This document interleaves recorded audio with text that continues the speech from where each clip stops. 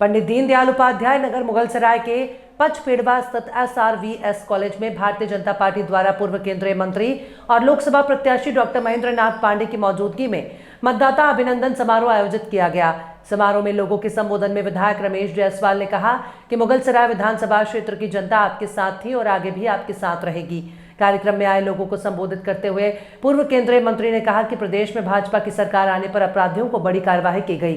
उन्होंने कहा कि चंदौली की जनता ने मुझे 2 बार सेवा करने का अवसर दिया। जनता के आशीर्वाद से मैं मंत्री बना। चंदौली संसदीय क्षेत्र में विकास के बड़े बड़े काम किए गए। इसके बावजूद लोकसभा चुनाव में हार हुई।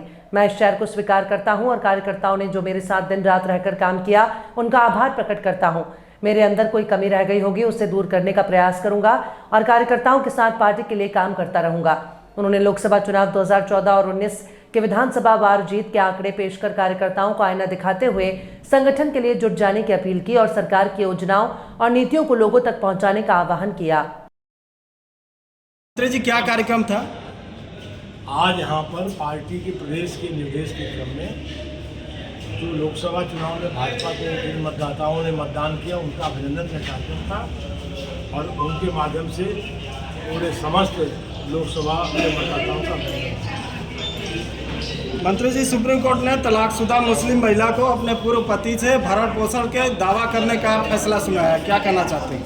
ये बहुत स्वागत योग्य और महिलाओं को, खासकर गरीब और परेशान महिलाओं को, मुस्लिम समाज की महिलाओं और एक तरह से समाज में जो भी परेशान महिला है उसके लिए बहुत राहत बना और स्वागत योग्य सुप्रीम कोर्ट का फैसला। मंत्री जी, तमिलनाडु के मुख्यमंत्री का आरोप है कि भाजपा वहां लगातार हार से सबक नहीं ले रही है और राज्य की विकास परियोजनाओं में अड़ंगा लगा रही है। उनका बयान निराधार है। भाजपा वहां हारी नहीं है, आगे बढ़ी है।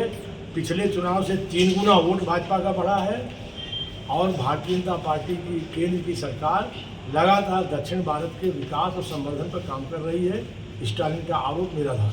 मौलाना मदनी का बयान आया है कि मुस्लिम छात्र स्कूलों में सूर्य नमस्कार, योगा और सरस्वती वंदना का बहिष्कार करें और विरोध करें।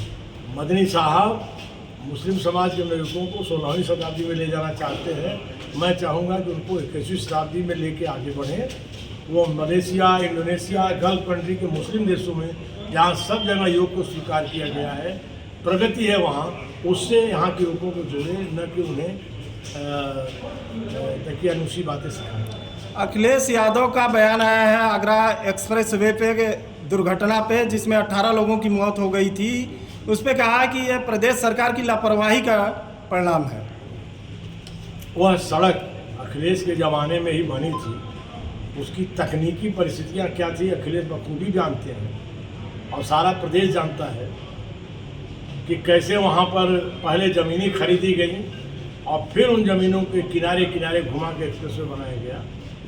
और निश्चित तौर से कहीं न कहीं इस तकनीकी पक्ष को जांचने की भी ज़रूरत है। जहाँ तक अखिलेश का राज्य सरकार ने तत्काल उन्हें राहत और मदद दी है और उत्तर प्रदेश सरकार, योगी जी की सरकार और नीतीश कुमार की सरकार सभी पीड़ितों के साथ खड़ी है। अखिलेश निराधार प्रलाप कर रहे हैं। Thank you.